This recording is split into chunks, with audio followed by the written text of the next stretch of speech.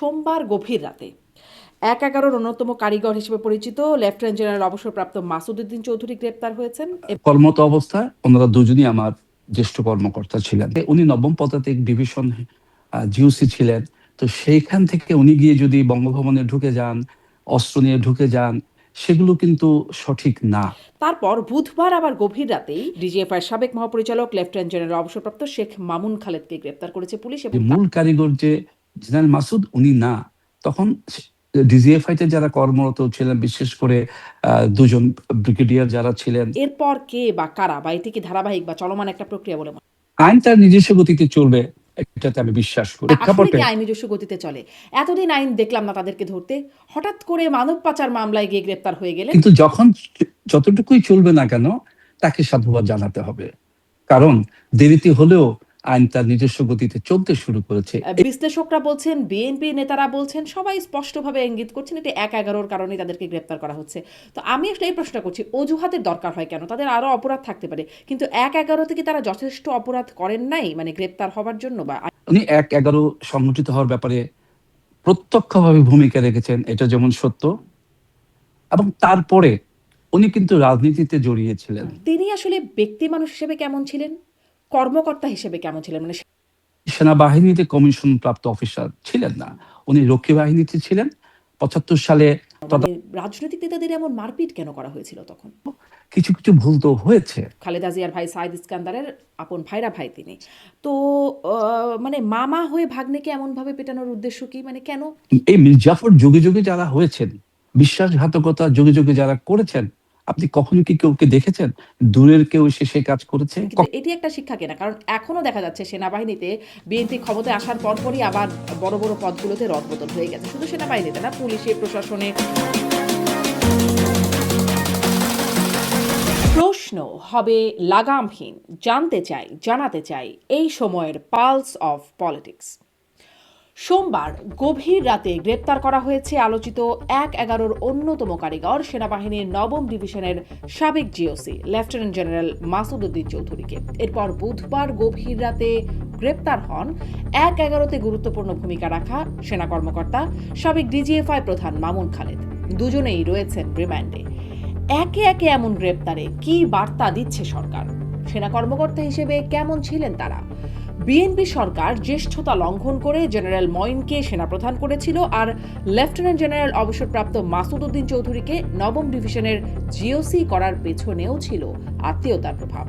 সম্পর্কে তিনি বর্তমান প্রধানমন্ত্রী তারেক রহমানের মামা হয়েও কেন ভাগ্নেকে এমন নির্যাতন করলেন?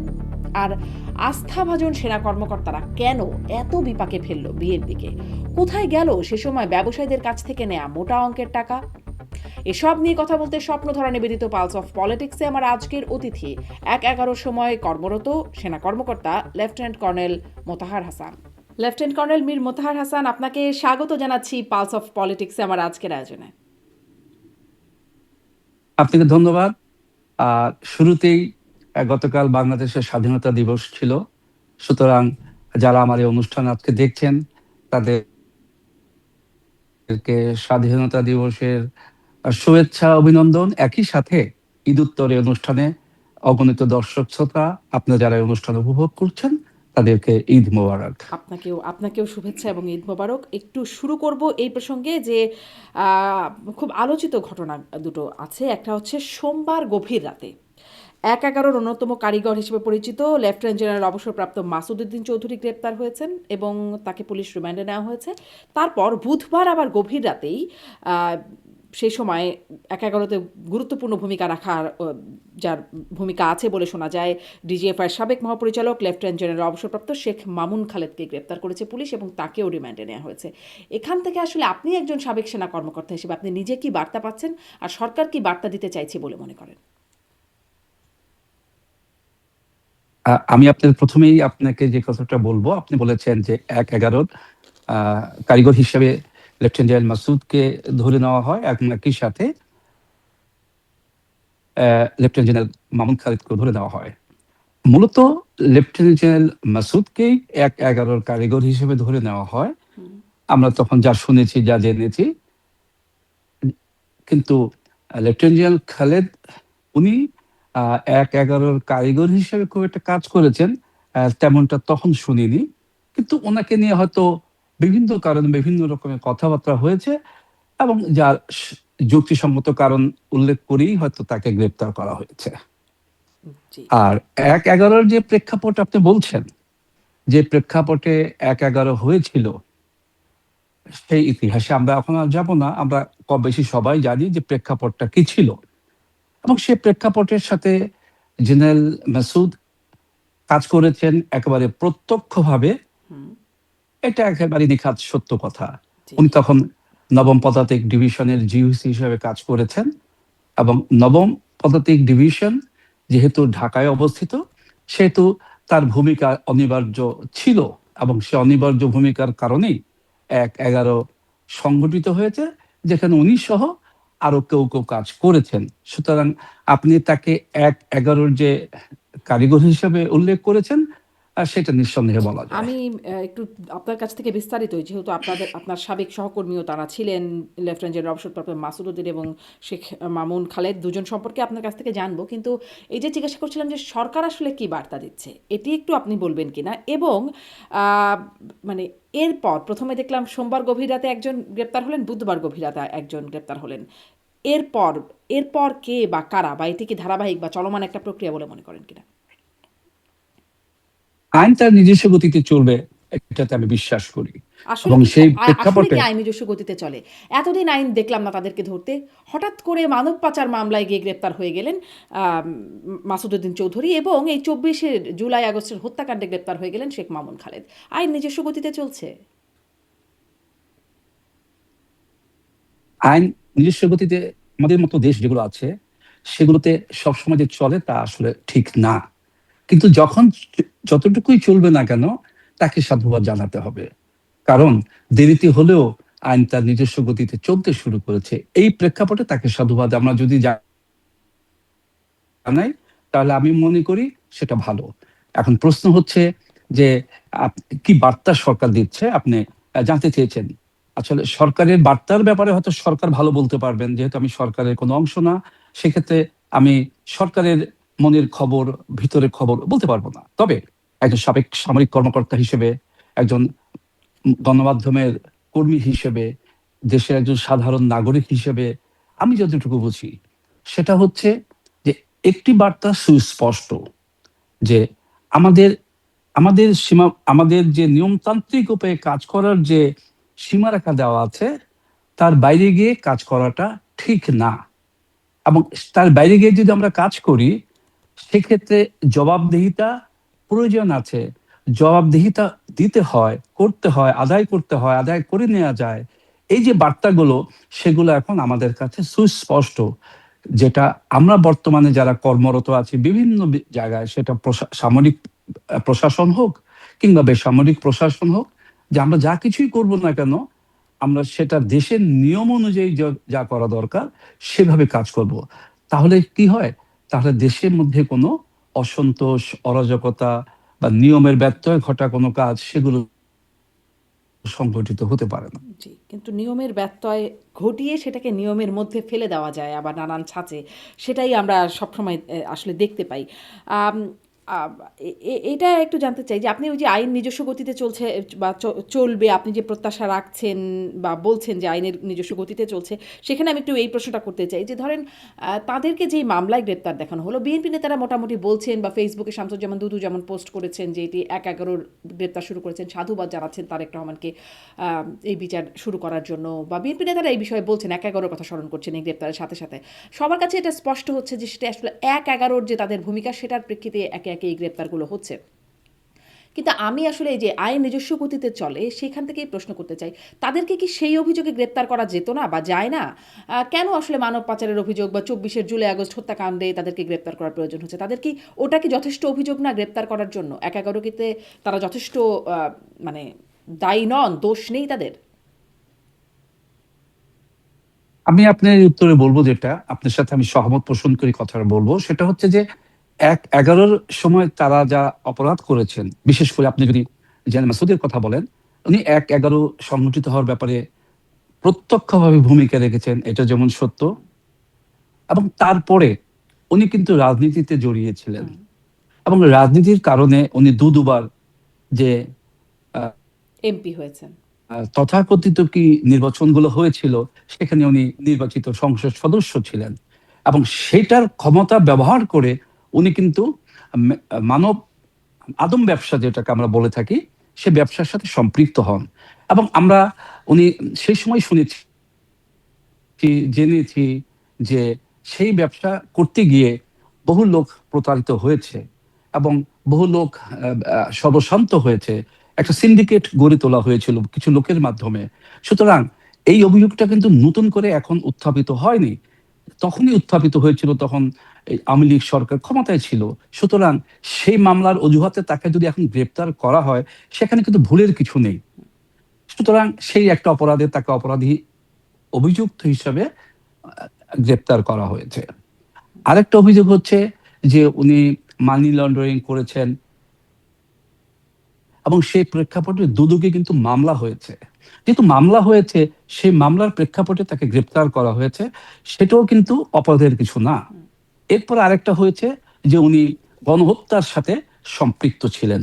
এটা হয়তো তদন্তের মাধ্যমে বের হয়ে আসবে যে উনি আসলে কতটুকু সম্পৃক্ত ছিলেন। তার কারণ আমরা সবাই জানি যে বহু মামলা হয়েছে যেখানে হয়তো কেউ কেউ সম্পৃক্ত ছিলেন, কেউ কেউ ছিলেন না। যারা ছিলেন না তাদের নামেও মামলা করা হয়েছে এবং পরবর্তীতে হয়তো তদন্তের মাধ্যমে হোক, বিচার প্রক্রিয়ার মাধ্যমে হোক বের হয়ে এসেছে যে তারা কতটুকু সম্পৃক্ত ছিলেন। সুতরাং উনি কিন্তু শুধুমাত্র ১/১১ কারিগর হিসাবে আহ, গ্রেপ্তার হয়েছেন সেটাও সত্য না এবং তাকে কেন গ্রেপ্তার করা হয়েছে ইতিমধ্যেই কিন্তু কিছু কিছু কারণ উল্লেখ করা কিন্তু এরকম হয়েছে। আদম ব্যবসার এটা সাথে জড়িত অনেকেই আসলে এই তালিকায় আছেন। এখন গ্রেপ্তার করা হলো এই মাসুদ উদ্দিন চৌধুরীকে, এবং তারপর পরই গ্রেপ্তার করা হলেন, মানে গ্রেপ্তার হলেন শেখ মামুন খালেদ। বিশ্লেষকরা বলছেন, বিএনপি নেতারা বলছেন, সবাই স্পষ্টভাবে ইঙ্গিত করছেন এটি ১/১১-র কারণে তাদেরকে গ্রেপ্তার করা হচ্ছে। তো আমি আসলে এই প্রশ্নটা করছি, অজুহাতের দরকার হয় কেন? তাদের আরও অপরাধ থাকতে পারে, কিন্তু ১/১১-তে কি তারা যথেষ্ট অপরাধ করেন নাই, মানে গ্রেপ্তার হবার জন্য বা আইনি ব্যবস্থা নেবার জন্য? আমি আপনি এই প্রসঙ্গে আমি দুজনের কথাই বলবো। আপনি আমাকে দুজনের কথাই জিজ্ঞেস করেছেন, জেনারেল খালেদ ওনার সম্পর্কে জিজ্ঞেস করেছেন এবং জেনারেল মাসুদ ওনার কথাও জিজ্ঞেস করেছেন। আহ, কর্মরত অবস্থায় ওনারা দুজনই আমার জ্যেষ্ঠ কর্মকর্তা ছিলেন। তবে জেনারেল খালেদ উনি আমার একেবারে কাছাকাছি, আমরা সমপর্যায়ে ছিলাম, আর জেনারেল মাসুদ আমার বেশ জ্যেষ্ঠ অফিসার ছিলেন। ১/১১-র সময় জেনারেল মাসুদের যে ভূমিকাটা ছিল সেটা হচ্ছে, আমরা তো কিছু কিছু, যেহেতু আমিও তখন কর্মরত ছিলাম, চোখে না দেখেছি কিন্তু কর্মরত যেহেতু ছিলাম জেনেছি। সেটা হচ্ছে যে উনি নবম পদাতিক ডিভিশন জিওসি ছিলেন। তো সেইখান থেকে উনি গিয়ে যদি বঙ্গভবনে ঢুকে যান, অস্ত্র নিয়ে ঢুকে যান, সেগুলো কিন্তু সঠিক না, এগুলো নিয়মের ব্যত্যয়। তৎকালীন রাষ্ট্রপতি জনাব ইয়াজউদ্দিন আহমেদ উনি জরুরি অবস্থা ঘোষণা করেছিলেন। এই এখতিয়ার তার আছে, সংবিধান তাকে সেই ক্ষমতা দিয়েছে এবং যে প্রেক্ষাপটের কথা উল্লেখ করে উনি ঘোষণা করেছেন সেটা ওনার ব্যাখ্যা ছিল। কিন্তু এটা সংগঠিত হওয়ার ব্যাপারে ভূমিকা রেখেছিলেন জেনারেল মাসুদ এবং একই সাথে তৎকালীন সেনাপ্রধান এবং আরো কিছু সামরিক কর্মকর্তা। সুতরাং সেই অজুহাতে তাকে গ্রেপ্তার করা যেত না কিনা, অবশ্যই যেত। কিন্তু গ্রেপ্তার করার সময় কিন্তু বলা হয়েছে ১/১১ হুম। নেপথ্যের কারিগর, একই সাথে আমি যে কারণগুলো উল্লেখ করলাম সেগুলোও বলেছে। নেপথ্যের সুতরাং কারিগর সবগুলো এটা মিলিয়ে বলেছে, কিন্তু বলেছে, কিন্তু ওনাকে যদি গ্রেপ্তারের কারণ আমরা দেখি, বলেছে, এটা হ্যাঁ, বলেছে। খাতা কলমে কি আছে বা ডকুমেন্টে কি আছে, তখন আসলে ১/১১-র কথা না, তখন তার মানব পাচারের জন্য তাকে গ্রেপ্তার করা হয়েছে। বা পরের জনকে যদি বলি, শেখ মামুন খালেদকে, তাকে ২৪শে জুলাই আগস্ট হত্যা মামলার জন্য গ্রেপ্তার করা হয়েছে। ১/১১-র কথা সবাই মুখে না, বলছে। ওনাকে কিন্তু শুধু ২৪-এ না, আপনি যেটা বলেছেন জেনারেল মাসুদের কথা ১/১১-এর কথা মুখে বললেও বাকি যে অভিযোগগুলোর কথা উল্লেখ করেছে সেগুলো কিন্তু সুস্পষ্ট অপরাধ, এখন তদন্তের মাধ্যমে বের হয়ে আসবে। তার আগে তো আমরা কিছু বলতে পারবো না উনি অপরাধী কিনা, কিন্তু এগুলো তখনই আলোচিত হয়েছে। আর ১/১১-র যে ব্যাপারটা আপনি বলেছেন সেটাও আমি এবং আমার মতো আপনি বা আমরা অনেকেই জানি, সবাই জানি যে ১/১১-তে উনি যথেষ্ট গুরুত্বপূর্ণ ভূমিকা পালন করেছেন। আপনার সেটাই এখন একটু এই গুরুত্বপূর্ণ ভূমিকার জায়গা থেকে এবার একটু আপনার অভিজ্ঞতা জানাশোনা বা কর্মরত অবস্থায় যতটুকু অভিজ্ঞতা আপনার হয়েছে সেখান থেকে একটু জানতে চাই। আসলে তিনি একজন মানে একজন একজন করে জানি। প্রথমে এই লেফটেন্যান্ট জেনারেল অবসরপ্রাপ্ত মাসুদ উদ্দিন চৌধুরী, যিনি বলছেন যে মূল কারিগর, আপনিও বলছেন। তিনি আসলে ব্যক্তি মানুষ হিসেবে কেমন ছিলেন, কর্মকর্তা হিসেবে কেমন ছিলেন, মানে সেনা অফিসার হিসেবে কেমন ছিলেন? আমি আপনাকে প্রথমে একটু বলবো, উনি মূল কারিগর সেখানে সেটা আমি বলবো না। মূল কারিগর তো উনি হতে পারেন না, তখন তৎকালীন যিনি সেনাপ্রধান ছিলেন তার নেতৃত্বেই সবকিছু সংগঠিত হয়েছে, কিন্তু উনি তার প্রধান সহযোগী হিসেবে কাজ করেছেন। আর আপনি জানতে চেয়েছেন উনি ব্যক্তি জীবনে কেমন ছিলেন। উনি কিন্তু সরাসরি সেনাবাহিনীতে কমিশন প্রাপ্ত অফিসার ছিলেন না, উনি রক্ষী বাহিনীতে ছিলেন। ৭৫ সালে তদানীন্তন রাষ্ট্রপতি শেখ মুজিবুর রহমান উনি নিহত হওয়ার পরে রক্ষী বাহিনীকে সামরিক বাহিনীর সাথে অঙ্গীভূতি করে নেওয়া হয় এবং সেইভাবেই উনি সামরিক অফিসার হিসেবে রূপান্তরিত হয়েছিলেন। এরপরে যখন বিভিন্ন সময়ে বিভিন্ন জায়গায় উনি কর্মরত ছিলেন, ওনাকে আমরা একজন পেশাগতভাবে ভালো অফিসার হিসেবে দেখেছি। আহ, কখনো এমন কোনো কিছু করতে দেখিনি যার মাধ্যমে বলা যায় যিনি উনি অফিসার হিসেবে ততটা উত্তম মানুষ ছিলেন না। আর সবচেয়ে বড় কথা হচ্ছে কি, সুযোগ না হলে, পরিস্থিতি না আসলে আসলে কাউকে বিচার করাটাও কষ্টকর। কারণ উনি কিন্তু ওনাকে কিন্তু বিচার বিশ্লেষণ করেই নবম পদাতিক ডিভিশনের জিওসি হিসাবে নিয়োগ দেওয়া হয়েছিল এবং তখন বিএনপি সরকার ক্ষমতায় ছিল। অর্থাৎ তার প্রতি একটা আস্থা ছিল, তার প্রতি একটা বিশ্বাস ছিল। সেই বিশ্বাস এবং আস্থার উনি অমর্যাদা করেছেন। বিশ্বাস এবং আস্থার অমর্যাদা করাটা সঠিক না। সেই প্রেক্ষাপটে আমি ওনাকে বলবো যে উনি আমানতের খেয়ানত করেছেন এবং যারা এটা করেন তারা সঠিক মানুষ না। আচ্ছা। কিন্তু এইটা করবার তার উদ্দেশ্য কি ছিল? কি উদ্দেশ্যে তিনি করলেন? মানে তিনি তো এমনিতেই আস্থাভাজন ছিলেন সরকারের। এই বিশ্বাসঘাতকতা করবার উদ্দেশ্য কি ছিল? আসলে আপনি যুগে যুগে একটা জিনিস কিন্তু দেখবেন যে যারা বিশ্বাসঘাতকতা করে, অর্থাৎ তাদেরকে আমরা বলে থাকি মির্জাফর, এটা খারাপ অর্থে বলে থাকি। এবং এই মির্জাফর যুগে যুগে যারা হয়েছেন, বিশ্বাসঘাতকতা যুগে যুগে যারা করেছেন, আপনি কখনো কি কেউকে দেখেছেন দূরের কেউ এসে সে কাজ করেছে? কখনই না। কাছের যে লোকটা থাকে, যে সবকিছু জানে, সবকিছু বুঝে এবং যাকে আপনি সন্দেহের ঊর্ধ্বে রাখবেন তার দ্বারাই কিন্তু এই ধরনের মির্জাফর সংক্রান্ত কাজগুলো সম্পন্ন হয়। আমি আপনাকে একটু উদাহরণ দিই। যেন মইনু আহমেদ কিন্তু তখন সেনাপ্রধান ছিলেন। উনি অফিসার হিসেবে যোগ্য, এটা আমি স্বীকার করব, কারণ উনি যে ব্যাচের অফিসার ছিলেন, অর্থাৎ বাংলাদেশের প্রথম শর্ট কোর্স SSC 1, সেই কোর্সে উনি ছোট অনার ছিলেন। তো একটা কোর্সের যিনি প্রথম সারির অফিসার থাকেন, আহ, সে নিঃসন্দেহে একজন পেশাগত অফিসার। সুতরাং তাকে সেনাপ্রধান করেছে, সে ব্যাপারে কোনো কিছু নেই। কিন্তু তাকে সেনাপ্রধান করার আগে কিন্তু বিবেচনায় আরো 4-5 জন জ্যেষ্ঠ অফিসার ছিলেন যাদেরকে করা যেত, কারণ তারাও কিন্তু পেশাগতভাবে দক্ষ ছিলেন। কিন্তু আপনি নিশ্চয়ই আমার সাথে একমত হবেন যে সরকার সবসময় চায় প্রশাসনটা তার নিজের মতো করে সাজাতে। এটা সবাই চায় যেন তার কাজগুলো সবসময় ভালোভাবে সংগঠিত হয়, গোছালো হয়। সেই প্রেক্ষাপটে জেনারেল মঈনকেও সেনাপ্রধান করা হয়েছিল। কিন্তু জেনারেল মঈন কিন্তু পরবর্তীতে সেই আস্থার প্রতিদান দিতে ব্যর্থ হয়েছেন। কিন্তু ১-১১ যখন সংগঠিত হয়, এটা একজন সেনাপ্রধানের পক্ষে এককভাবে সংগঠিত করা তো সম্ভব না। সুতরাং উনি হয়তো চিন্তা ভাবনা করে দেখেছেন নবম পদাতিক ডিভিশন এবং তার জিওসি, এই ডিভিশন এবং জিওসি যদি তার সাথে সহমত পোষণ করে, একত্রে কাজ করে, তাহলে হয়তো এই যে কাজটা সেনাপ্রধান জেনারেল মঈন করেছেন সেটা করা সুবিধা হবে।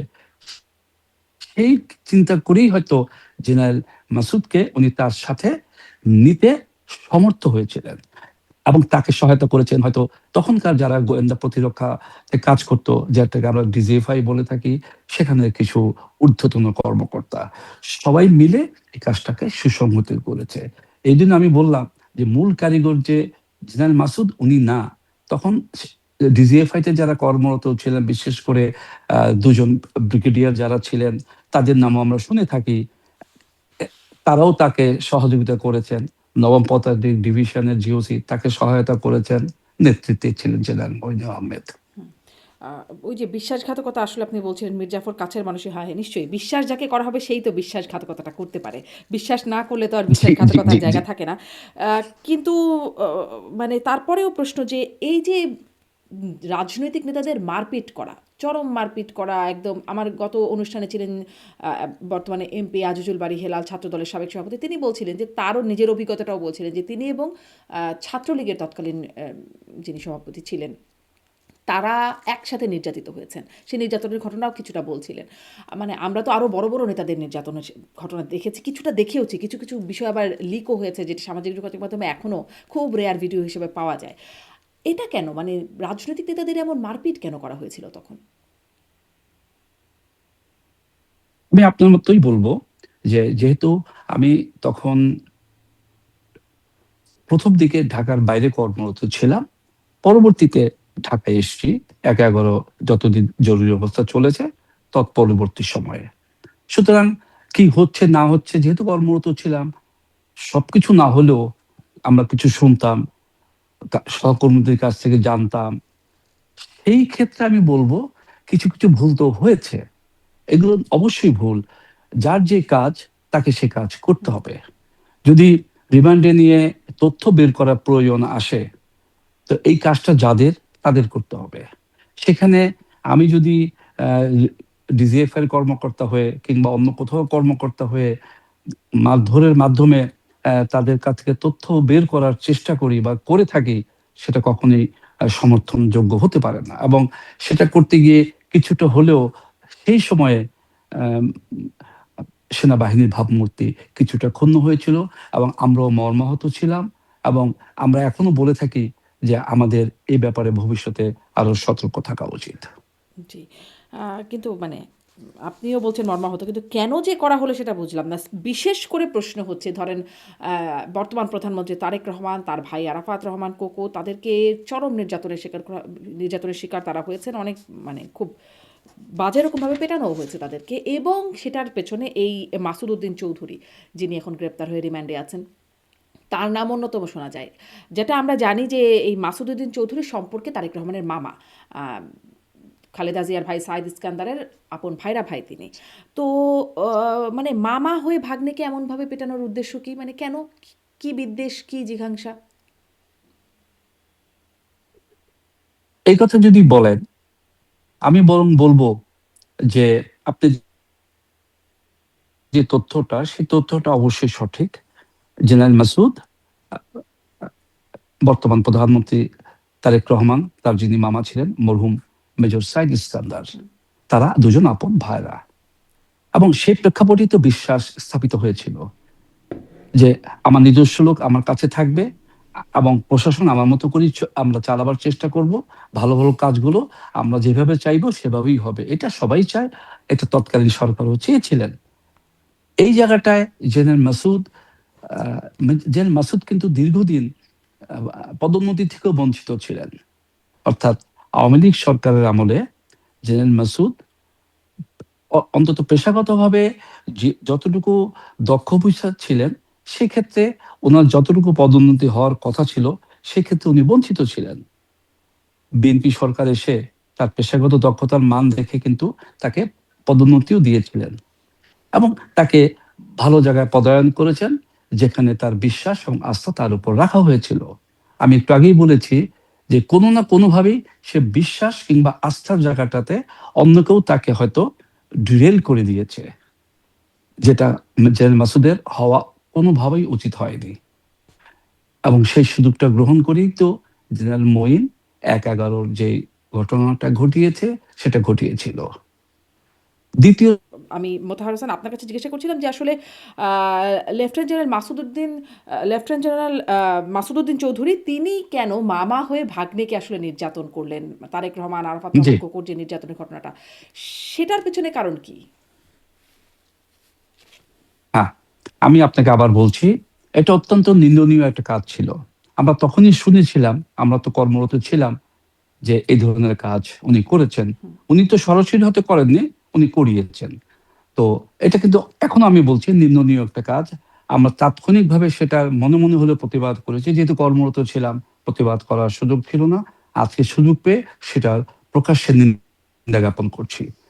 আমি যেটা বলতে চাচ্ছি সেটা হচ্ছে জেনারেল মাসুদ কিন্তু মেজর সাইদ ইস্কান্দার অর্থাৎ বর্তমান প্রধানমন্ত্রী তারেক রহমানের যে মামা, তার আপন ভাইরা ছিলেন।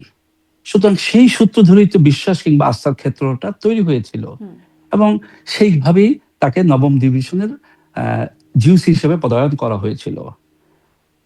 মেজর জেনারেল মাসুদ কিন্তু পেশাগতভাবে একজন ভালো অফিসার ছিলেন, কিন্তু উনি আওয়ামী লীগ সরকারের আমলে পদোন্নতি বঞ্চিত ছিলেন।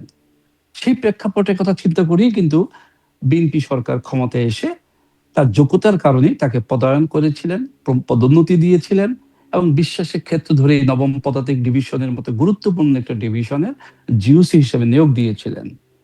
আপনি যদি দেখেন যে ক্ষেত্রগুলো কিন্তু তৈরি করা হয় কিভাবে, আপনি নেপালের দিকে তাকান। নেপালের রাজা বীরেন্দ্রকে হত্যা করা হলো। হত্যা কে করেছিল? তারই তো ছেলে করেছিল। কিভাবে করেছে, কেমনে করেছে, ওই ইতিহাসে আমরা যাবো না, তার কারণ আপনি জানেন। অর্থাৎ কোনো না কোনো ভাবে এটাকে সংগঠিত করা হয়েছে, কারণ বিশ্বাসের ক্ষেত্রটা কখনোই অবিশ্বাসের জায়গায় তৈরি হয়নি বীরেন্দ্রের ছেলের ক্ষেত্রে। তেমনি হয়েছিল হয়তো জেনারেল মাসুদের ক্ষেত্রে, এবং সেই সুযোগটাই গ্রহণ করে জেনারেল মাসুদ সেটাকে কার্যকরী করেছেন, যার মাধ্যমে কার্যকরী করা হয়েছে। সুতরাং আহ এটা কেন করেছে যতটা না হয়তো প্রকাশ পেয়েছে, কিন্তু উনি করেছেন, এই কথাটা তখনই প্রকাশিত হয়েছে, এবং আমরা যারা জেনেছি তাৎক্ষণিকভাবে প্রতিবাদ করার সুযোগ না থাকলেও মনে মনে ঘৃণা করেছি, আজকে প্রকাশ্যে সেটার নিন্দা জ্ঞাপন করেছি। এবং আমি এই অনুষ্ঠানের মাধ্যমে এটাও বলবো যে এই কথাটা যদি সত্য হয়ে থাকে যে তাকে ধরে নিয়ে গিয়ে আপনার প্রহার করা হয়েছে, নির্যাতন করা হয়েছে, যেটা একেবারে অনৈতিক কিছু কাজ যদি সত্যি হয়, তাহলে এর সাথে যারা জড়িত ছিল, এখন সময় এসেছে এই সমস্ত যদি ব্যক্তিদেরকে সত্যি হয় খুঁজে কেন বলছেন? বের মানে করা। মিথ্যা হওয়ার সুযোগ আছে? তখন তো তাকে দেখা যেত তিনি সুস্থ অবস্থায় গেলেন। আসার সময় হুইল চেয়ারে পড়ে যাচ্ছেন তিনি, কাঁধে ভর করে চলতে হচ্ছে। মানে তখন তিনি বয়সেও খুব তরুণ ছিলেন। এরকমটা তো হবার জি, কথা না। এরকম হওয়ার কথা না। আমি যদি কথাটা কেন ব্যবহার করছি, যখন কোনো কিছু তদন্তের মাধ্যমে বের করার চেষ্টা করা হয়, অভিযোগ করা হয় যে এটা উনি করেছেন, তারপরে তদন্ত করা হয়, তার আগে রিমান্ডে নেওয়া হয়, তদন্ত শেষ করে বিচার প্রক্রিয়ার মাধ্যমে তাকে অভিযুক্ত ঘোষণা করা হয়। আমি তো আগেই বলেছি যে এই কাজটা আমরা তখনই শুনেছি। এখন যেহেতু তাকে সেই অভিযোগে গ্রেফতার করা হয়েছে, এখন অভিযোগটাকে সত্য বলে প্রতিষ্ঠিত করা হোক। জি। আমরা যেন আর কখনো বলি না হুম। হতেও পারে, নাও হতে পারে। এই যে এটাই ধরেন সত্য, এবার এটাই একটু প্রতিষ্ঠিত হোক। এবার একটু এই প্রসঙ্গে একটু একটু ছোট করে জানি যে এই যে দলীয় একরকম আনুগত্য বা স্বজনপ্রীতি এগুলোকে যে একটা মাপকাঠি রাখা হয় প্রমোশন বা পদায়নের ক্ষেত্রে, সেটি আসলে কতটা এখানে থেকে কি একটা শিক্ষা আসে কিনা, উঠে আসে কিনা? অনেক শিক্ষা আছে নিশ্চয়ই, আপনিও বলছিলেন, কিন্তু এটি একটা শিক্ষা কিনা? কারণ এখনও দেখা যাচ্ছে সেনাবাহিনীতে বিএনপি ক্ষমতায় আসার পরপরই আবার বড় বড় পদগুলোতে রদবদল হয়ে গেছে। শুধু সেনাবাহিনীতে না, পুলিশে, প্রশাসনে, বাংলাদেশ ব্যাংকের গভর্নর থেকে শুরু করে বিশ্ববিদ্যালয়ের ভিসি, সর্বত্র দলীয় আনুগত্য যাদের আছে বা দলীয়করণ করা হয়েছে। যেই দলীয়করণের কড়া সমালোচনা করতো বিএনপি যখন আওয়ামী লীগ ক্ষমতায় ছিল, আওয়ামী লীগও দলীয়করণ কাজগুলো করতো এবং প্রশাসনের দলীয়করণের কড়া সমালোচনা বিএনপি করতো। এখন সেটা আবার করছে। ১/১১ কুফল তারা মাথায় তো আছেই। এটা কি একটা শিক্ষা কিনা যে দলীয় আনুগত্য, স্বজনপ্রীতি এটা কোনোভাবেই মাপকাঠি হবার জায়গা না, দক্ষতা, যোগ্যতা সেটি একমাত্র মাপকাঠি হওয়া উচিত? আমি আপনার উত্তরে বলবো, দলীয় আনুগত্য বলে কোনো কথা হতে পারে না। যারা আমরা সামরিক কিংবা বেসামরিক প্রশাসনে কাজ করব, সেখানে থাকবে পেশাগত দক্ষতা। আমি এটুকু বলতে পারি, আমি সাম্প্রতিক সময়ে সেনা পর্যায়ে যে বড় ধরনের কিছু রদবদল হয়েছে উচ্চ পর্যায়ে, আমি তাদের সম্পর্কে অন্তত এটুকু বলতে পারবো যে তাদের পেশাগত দক্ষতা নিয়ে কোনো প্রশ্ন নেই, কোন রকম প্রশ্ন নেই। তারা পেশাগতভাবে অত্যন্ত দক্ষ। সুতরাং পেশাগত দক্ষতা সম্পন্ন অফিসারকে যদি পদায়ন করা হয়, সেখানে যদি বলা হয় যে দলীয় আনুগত্য তাদের আছে, সেটা সঠিক না। আর এরপরে বলবো, আমরা সাম্প্রতিক সময়ে কিছু বিশ্ববিদ্যালয়ে দেখেছি যে উপাচার্য নিয়োগ দেওয়া হয়েছে। প্রশ্ন হচ্ছে তারা দলীয় আনুগত্যর কারণেই কি পেলেন, নাকি তারা যে পদে পদায়ন হয়েছেন সেখানে তাদের দক্ষতা বা যোগ্যতা আছে? যদি যোগ্যতা থেকে থাকে তাহলে আনুকূল্যের প্রশ্নটা না আনাটাই ভালো। এটা কিন্তু সত্য কথা। আনুকূলের প্রশ্ন কিভাবে এড়াবেন? কারণ তাদের সবার পরিচয়টা স্পষ্ট। মানে তাদের ব্যাকগ্রাউন্ড আছে সবারই। একটা রাজনৈতিক একটা ব্যাকগ্রাউন্ড আছে। সেটি স্পষ্ট। তাহলে এটা এড়াবেন কি করে দলীয় আনুগত্যের এটা ব্যাপারে? এবং এই এটার প্রশ্নটা আমি ব্যাপারে একটু আমি করতে চাই। তারা দক্ষ যোগ্য নিশ্চয়ই। মানে দক্ষ যোগ্য ব্যক্তিরা দলীয় আনুগত্য তাদের থাকতে পারে। তাহলে যারা আসলে দক্ষ যোগ্য কিন্তু কোনো দলের আনুগত্য নাই। আওয়ামী লীগ সময় আওয়ামী লীগের আনুগত্য যাদের ছিল তাদেরকে পদায়ন করা হয়েছে। ডক্টর ইউনূস বা রেজিমের সময় জামাতের বিশেষ একটা প্রভাব ছিল। সেখানে জামাতের লোকজন পদায়ন হয়েছে বলে জেনেছি। বিএনপি আসলো, বিএনপির লোকজন পদায়ন হলো। মানে যারা সাধারণভাবে কোনো দল করে না কিন্তু দক্ষ যোগ্য এমন লোকও তো নিশ্চয়ই আছে। তারা কখনো উঁচু পর্যায়ে যেতে পারবে না? আমি আপনাদের উত্তরে বলবো যে যেটা আমি দেখেছি আওয়ামী লীগ সরকারের সময় শুধুমাত্র পেশাগত দক্ষতার মাধ্যমেই যে পদায়ন করা হয়েছে এবং পদোন্নতি দেওয়া হয়েছে তেমনটা ছিল না। এখনো তো না। কি- কিছু কিছু ক্ষেত্রে হয়তো পদোন্নতি দেওয়া হয়েছে, একটু লোক দেখানো পদোন্নতি, যে হ্যাঁ পেশাগতভাবে সে দক্ষ, কিন্তু মূলত আনুগত্যের মাধ্যমে পেশাগত দক্ষতা বিহীন অফিসারদেরকেও কিন্তু পদোন্নতি দেওয়া হয়েছে। আর এখনকার কথা যদি বলেন, এই সরকার তো মাত্র আসলো ১ মাস। ফেব্রুয়ারি মাসে, 1 মাস হলো, এবং তাদের সময় কিন্তু এখনো পর্যন্ত পদোন্নতি কোনো পর্ষদ বা পদোন্নতি কোনো পরিষদ এখনো গঠিত হয়নি সেনা পর্যায়ে। সুতরাং এবার যখন নাকি এটা সংগঠিত হবে, হওয়ার পরে হয়তো মন্তব্য করা যাবে যে এবারের ক্ষেত্রে কি আনুগত্য মুখ্য ছিল নাকি দক্ষতা মুখ্য ছিল। দক্ষতা এবং আনুগত্য দুইটার যদি সম্মিলন ঘটে, সেই ক্ষেত্রে আমি বলবো কোনো কোনো সময়, ওই যে আগেই বলেছি, সরকার চায় তার প্রশাসন তার মতো করে চালাতে, তাহলে সেটাকে কিছুটা হলেও গ্রহণ করা যায়। কিন্তু আপনি বলেছেন তাহলে যাদের আনুগত্য নেই তাদের কি হবে? এই ক্ষেত্রে আমি আপনার সাথে একমত পোষণ করি, বলবো সরকারি বেসামরিক হোক সামরিকই হোক, আনুগত্যর চেয়ে দক্ষতারকেই প্রাধান্য দেওয়া উচিত বেশি। আমরা একটু অপেক্ষা করব, দেখব আরো 5-6 মাস সময় দিয়ে, যে এই ক্ষেত্রে তারা কি শুধুমাত্র আনুগত্যকেই প্রাধান্য দিচ্ছেন নাকি দক্ষতাকেও প্রাধান্য দিচ্ছেন। আমি আবারও বলছি, হুম, দক্ষতার প্রাধান্য হওয়া উচিত প্রথম, আনুগত্যটা হওয়া উচিত গৌণ। জি। আ কারণ আমি আমি আসলে কিন্তু একটা প্রশ্ন কথা বলি, করছিলাম আনুগত্য কি। আমি আমি জি। আমি আরেকটা কথা বলি, সামরিক পর্যায়ে কাজ করে আমি আনুগত্য দেখাবো না এমন কোনো সুযোগ তো সেটা তো নেই। যে কেউই মানে সেটা কেন হতে হবে লেফটেন্যান্ট জেনারেল অবসরপ্রাপ্ত মাসুদ উদ্দিন চৌধুরী মানে তিনিই কেন হতে পারবে আনুগত্য তো মানে সেই হিসেবে সবাই কারণ আপনাদের ডিসিপ্লিন ফোর্স যা ডিসিপ্লিন ফোর্স। যা নির্দেশনা দেওয়া হবে তাতে এমনিতেই পালন করতে হবে সেক্ষেত্রে দলীয় আনুগত্য আছে কিনা সেটা কেন বিবেচনায় আনতে হয়? এই জন্য তো আমি আপনাকে এই কথাটা বললাম যে আনুগত্যটা কিন্তু গৌণ, দক্ষতাটা হওয়া উচিত মুখ্য।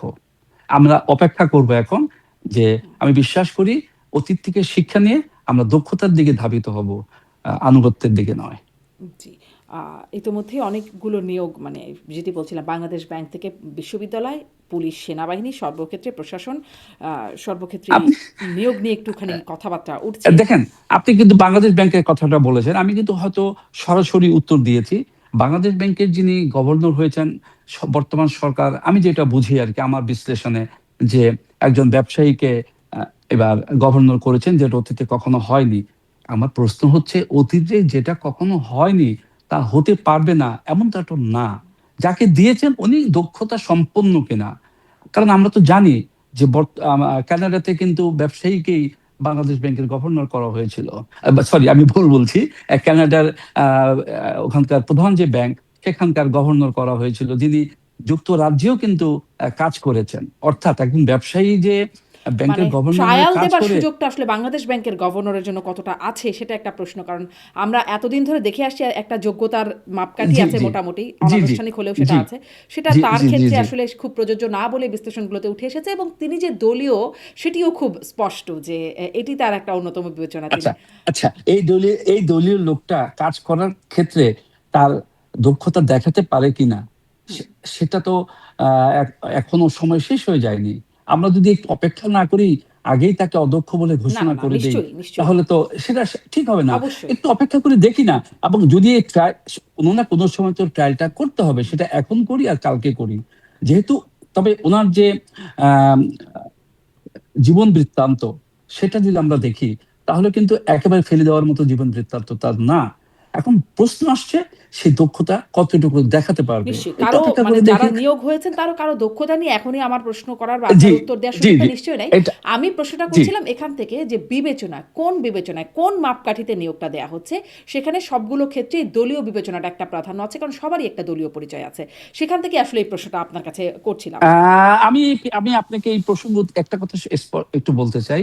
আমিও আপনার সাথে একটু মত পোষণ করি, বলবো যে দলীয় আনুগত্যটাকে বিবেচনায় না এনে আমি যদি সব দল থেকেই নিয়ে, অর্থাৎ যার দক্ষতা আছে হয়তোবা তার রাজনৈতিক আনুকূল্য অন্যদিকে আছে, এরকমও যদি থাকে তাকেও সুযোগ দেওয়া উচিত। তার কারণ তার যে দক্ষতাটা আছে সেটা কাজে লাগাবার সুযোগ দিয়ে যদি দেখতে পারি যে সে সেভাবে কাজ করছে না, তখন কিন্তু আপনার বলার সুযোগ তৈরি হবে যে দেখেন, যারা আমার দলের আনুগত্যহীন ছিল তাদেরকে যদি আমরা দেখেছি তারা তখন কাজ করে না। এটা যদি একটু প্রমাণ করতে পারে, এটা কিন্তু বর্তমান সরকারের জন্য একটা প্লাস পয়েন্ট হবে। নিশ্চয়ই। সুতরাং তাদের এই ক্ষেত্রে একটু দৃষ্টি দেওয়া দরকার আছে, এবং আমি বিশ্বাস করি যদি এই আমার মতো একজন ছোট সাধারণ কর্মীর কথা শুনে, সাধারণ মানুষের কথা শুনে তাদের এইটাকে যুক্তিযুক্ত মনে হয়, তাহলে তারা গ্রহণ করতে পারে। নিশ্চয়ই। কারণ আমার কথা কিন্তু আমার একেবারেই কথা না, যেহেতু আমি জনতার সাথে মেলামেশা করি, হয়তো তাদের প্রতিধ্বনিটা আমার মাধ্যমে, আপনার মাধ্যমে প্রকাশ পাচ্ছে। জি। আমি একটু আরেকজন ব্যক্তি যিনি গ্রেপ্তার হলেন পরবর্তীতে, লেফটেন্যান্ট জেনারেল অবসরপ্রাপ্ত শেখ মামুন খালেদ, তিনি কেমন ব্যক্তি ছিলেন ব্যক্তিগত জীবনে, বা তার পার্সোনালিটি কেমন ছিল এবং অফিসার হিসেবে তিনি কেমন ছিলেন? আচ্ছা, আপনি জেনারেল খালিদ মাহমুদ সম্পর্কে জানতে চেয়েছেন। ওনার সম্পর্কে আমি একটু ভালো বলতে পারি বা ভালো জানি এই জন্য যে আমি যে ব্যাচের অফিসার উনি আমার এক ব্যাচ জ্যেষ্ঠ অফিসার। সুতরাং আমরা একেবারে মিলিটারি একাডেমি থেকে শুরু করে কর্মজীবনে বিভিন্ন জায়গায় বিভিন্ন সময়ে একসাথে কাজ করেছি। ওনার পেশাগত দক্ষতা নিয়ে যদি বলেন, উনি নিজেকে পেশাগত দক্ষ হিসাবে অফিসার হিসাবে কর্মজীবনে প্রমাণ করেছেন। কিন্তু আসলে কি, সেটা হয়তো একটা পর্যায় পর্যন্ত থাকে, তারপরে শুরু হয় আপনি যে কথাটা বললেন, আহ, আনুগত্য দেখানোর প্রতিযোগিতা, এবং সেই আনুগত্য প্রতিযোগিতায় জয়ী হয়ে যখন নাকি কোনো জায়গায় পদায়ন হয়, সেখানে আরো কিভাবে বেশি দিন থাকা যায় সেজন্য আরো বেশি কিছু কাজ করা, যে কাজগুলো সঠিক নয়, একেবারেই বিবেচনাহীন কর্মকাণ্ড।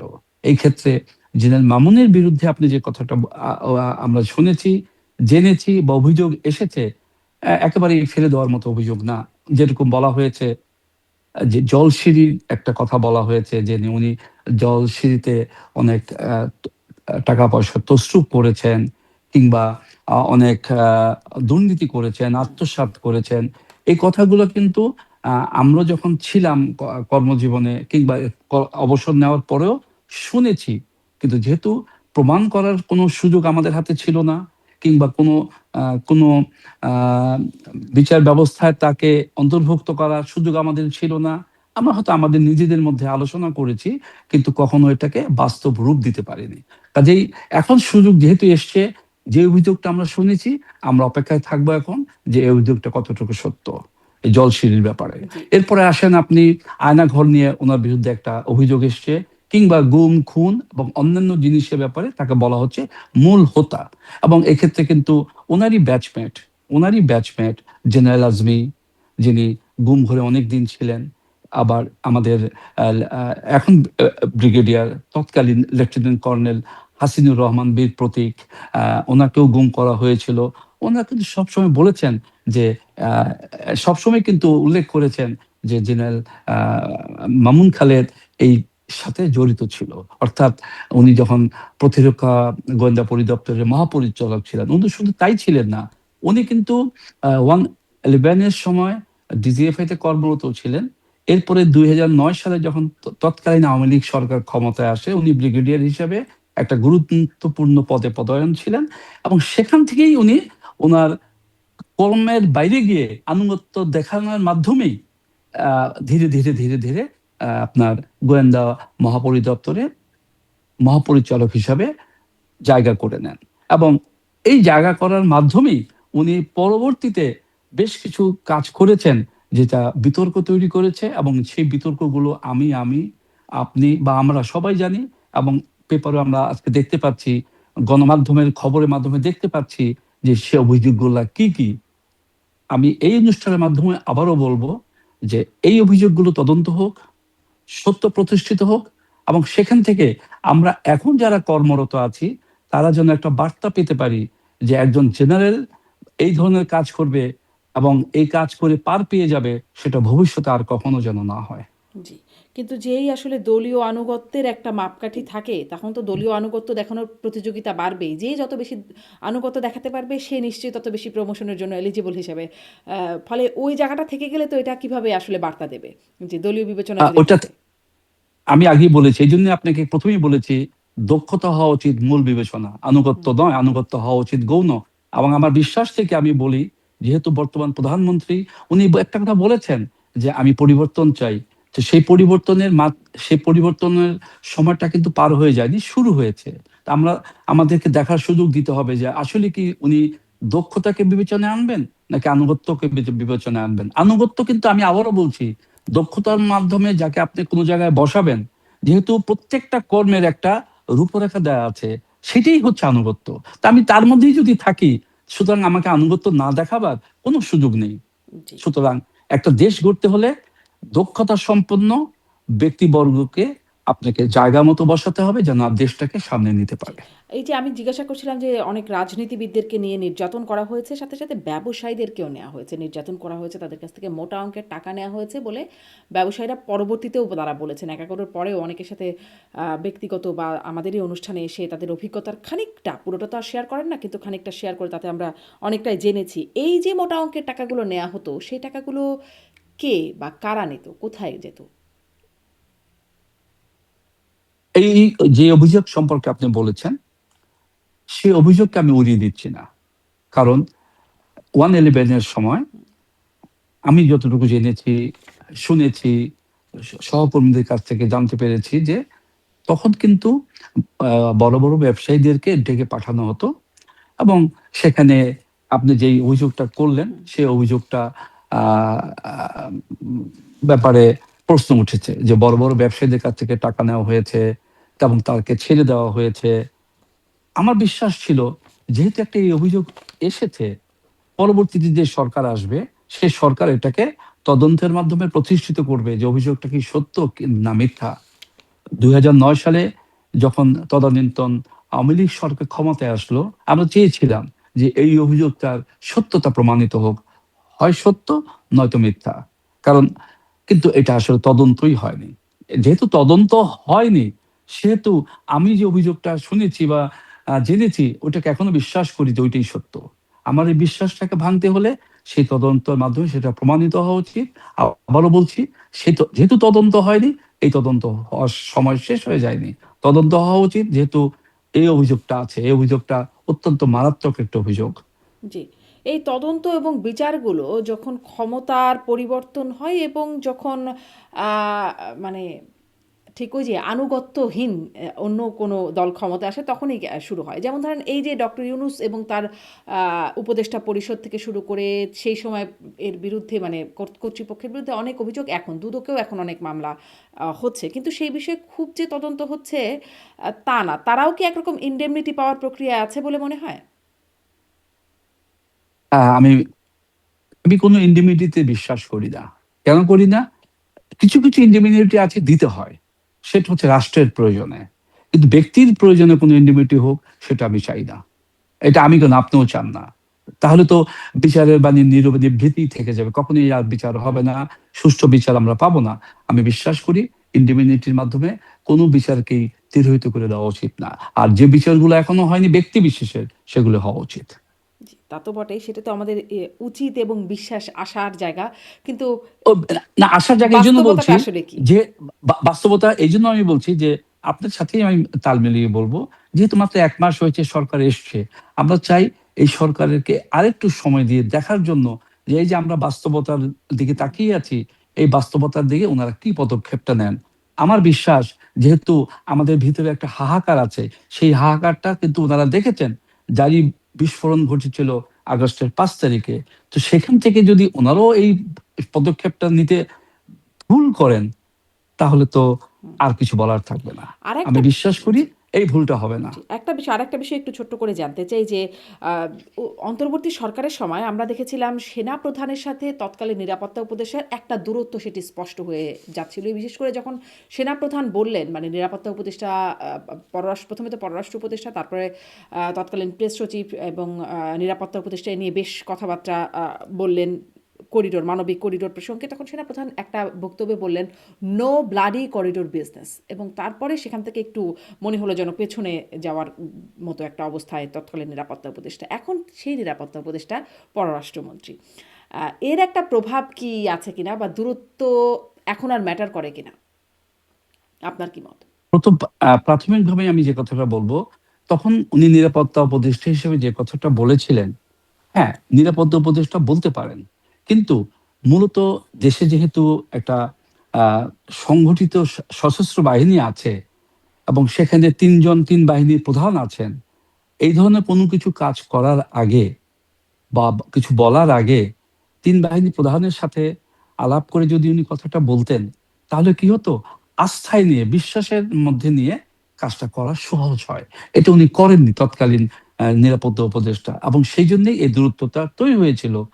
এবং এই দূরত্বটা তৈরি হওয়াটা কিছুটা যৌক্তিক বলে আমি মনে করি, এবং পরবর্তীতে সেটার সমাধানও ডক্টর ইউনূস করতে পেরেছিলেন, অর্থাৎ দূরত্ব কিছুটা কমাতে পেরেছিলেন। সেইটার রেশ ধরে এখন যদি বলেন, আসলে এখন তো আমাদের প্রতিরক্ষা উপদেষ্টা যিনি হয়েছেন, তিনিও সামরিক বাহিনীর একজন প্রাক্তন কর্মকর্তা। সুতরাং এই জিনিসগুলো উনিও ভালো বুঝবেন, বোঝার কথা, কারণ উনিও একজন পেশাগত দক্ষতা সম্পন্ন অফিসার। আর পররাষ্ট্রমন্ত্রী যিনি হয়েছেন, যিনি তখন তৎকালীন হুম। নিরাপত্তা উপদেষ্টা ছিলেন, এই ক্ষেত্রে কিন্তু তার সাথে সশস্ত্র বাহিনীর যারা প্রধান আছেন, তিন বাহিনীর, তার কিন্তু খুব একটা যোগাযোগ থাকার সুযোগ কম। যা কিছু হবে সেটা তো প্রতিরক্ষা উপদেষ্টার মাধ্যমে হবে। সুতরাং সেই দূরত্বটা খুব বেশি প্রভাব ফেলতে পারবে না। এখন তাই আপনি মনে করছেন। এই যে একটা চিত্র বা নজির চলমান হয়ে গেছে বা স্থাপিত হয়ে গেছে যে ক্ষমতায় বা আনুগত্য থাকলে একটা পুরস্কার, এবং সেই ক্ষমতার পরিবর্তনে শুধু তিরস্কারই না, একদম জেল। বাকিরা যারা যারা সুযোগ পায় চলে যান দেশ ছেড়ে, তারা নিরাপদে থাকেন। কিন্তু দেশে থাকলে সাবেক সেনা কর্মকর্তা, এর আগেও আমরা কথাও বলেছি যে অনেকেই জেলে আছেন এখন। তার আগেও আমরা দেখেছি যারা ক্ষমতাসীন বা গুরুত্বপূর্ণ পদে ছিলেন তারা আসলে জেলে চলে যাচ্ছেন, হয় বিদেশে চলে যাচ্ছেন নয় জেলে চলে যাচ্ছেন। এই ধারাবাহিকতা যদি মানে এই ধারাবাহিকতাই কি থাকবে সামনে, কি মনে হয়? আর এটি আসলে সেনাবাহিনীর জন্য কেমন বিষয়টা? আমি আপনাকে একটা কথা নিশ্চিত করে বলতে পারবো না, কিন্তু আমার ধারণাটা আপনাকে প্রকাশ করতে পারবো। যেই শিক্ষাটা আমরা নিচ্ছি বা দেখছি এখন, যে যদি আমি কোনো খারাপ কিছু করে থাকি যেটা আমার কর্মের বাইরে গিয়ে করতে হচ্ছে, আপনি উদাহরণ দিয়ে বলতে পারবো। আপনি হয়তো বলতে চাচ্ছেন, যেরকম জেনারেল জিয়াউল আহসান, উনি কিছু করেছেন, উনি র্যাবে ছিলেন ও বিভিন্ন জায়গায় বিভিন্ন সময়ে ছিলেন, উনি কিছু কাজ করেছেন যার পরিপ্রেক্ষিতে উনি এখন গ্রেপ্তারকৃত অবস্থায় কারান্তরীণ আছেন। প্রশ্ন হচ্ছে, উনি কি সেটা করেছেন? পারসেপশন হচ্ছে উনি করেছেন। এখন তদন্তের মাধ্যমে কিংবা বিচার প্রক্রিয়ার মাধ্যমে এটা প্রতিষ্ঠিত হবে যে উনি করেছেন কিনা। যদি করে থাকেন, তাহলে তো এটা সাজা হওয়া উচিত। কেন হওয়া উচিত? ভবিষ্যতে যেন আমার মতো বা আমাদের মতো কোনো সামরিক কর্মকর্তা হোক কিংবা বেসামরিক কর্মকর্তা হোক, তারা যেন তাদের কর্ম পরিধির বাইরে গিয়ে এমন কিছু না করেন যেটা দেশের জন্য খারাপ। সুতরাং সেই ক্ষেত্র ধরে যদি কেউ কারান্তরীণ থেকে থাকেন, সেটা একেবারেই ঠিক আছে। আর যারা এই ধরনের কাজ করেছেন কিন্তু গ্রেপ্তার হননি, তারা দেশের বাইরে চলে যেতে সক্ষম হয়েছেন, এটা অত্যন্ত দুঃখজনক। সরকার যদি কোনো প্রক্রিয়ার মাধ্যমে তাদেরকে ফিরিয়ে এনে বিচারের ব্যবস্থার আওতাধীন আনতে পারেন, আমি মনে করি, আমার মতো আমরা অনেকেই খুশি হব যে বিচার ব্যবস্থায় তারা দোষী সাব্যস্ত হয়েছে। যেখান থেকে শিক্ষা নিয়ে এই আনুগত্য দেখাতে গিয়ে আমরা এমন কোনো কাজ করব না যেটা বিতর্কের তৈরি করে। জি, সেটা তো প্রত্যাশিত থাকেই, কিন্তু আসলে চিত্রটা ভিন্ন দেখা যায় বলেই এত সব প্রশ্ন আহ, আপনার কাছেও করা। অনেক ধন্যবাদ, অনেক ধন্যবাদ লেফটেন্যান্ট আপনি কর্নেল। সত্যি বলেছেন, আপনি সত্যি বলেছেন। না, আপনি সত্যি বলেছেন যে আহ, চিত্রটা ভিন্ন হয়। কিন্তু আমি কিন্তু 5ই আগস্টের পরে, যেহেতু আমরা অবসরপ্রাপ্ত সামরিক কর্মকর্তা যারা এখনো কর্মরত আছেন, তাদের সাথে তো আমাদের পুরনো কলিগ হিসেবে দেখা সাক্ষাৎ হয় কিংবা কথাবার্তা হয়। আমি তাদের যে মনের কথাগুলো আমি যতটুকু বুঝতে সক্ষম হয়েছি, আমি সেটা আপনার মাধ্যমে প্রকাশ করব, যে আমরা দক্ষতার মাধ্যমে কর্মের মাধ্যমে নিজেকে প্রতিষ্ঠিত করতে চাই, আনুগত্যের মাধ্যমে নয়। আনুগত্য হচ্ছে এমন একটা জিনিস যেটা কর্মপরিধির মাধ্যমে প্রমাণিত হবে যে আমার আনুগত্য আছে কিনা। এর বাইরে গিয়ে কিছু করলে আমরা অতীতে যেটা করেছি ভুল শিক্ষা নিয়ে সেখান থেকে ভবিষ্যতে আর কাজ করতে চাই না। অনেক ধন্যবাদ লেফটেন্যান্ট কর্নেল মীর মোতাহার হাসান, আপনাকে অনেক আমি ধন্যবাদ বিশ্বাস আমাদের করি সাথে। এটাই হবে। জি, ধন্যবাদ যুক্ত হবার জন্য, সময় দেওয়ার জন্য। দর্শক ধন্যবাদ সবাইকে এতক্ষণ সাথে থাকার জন্য।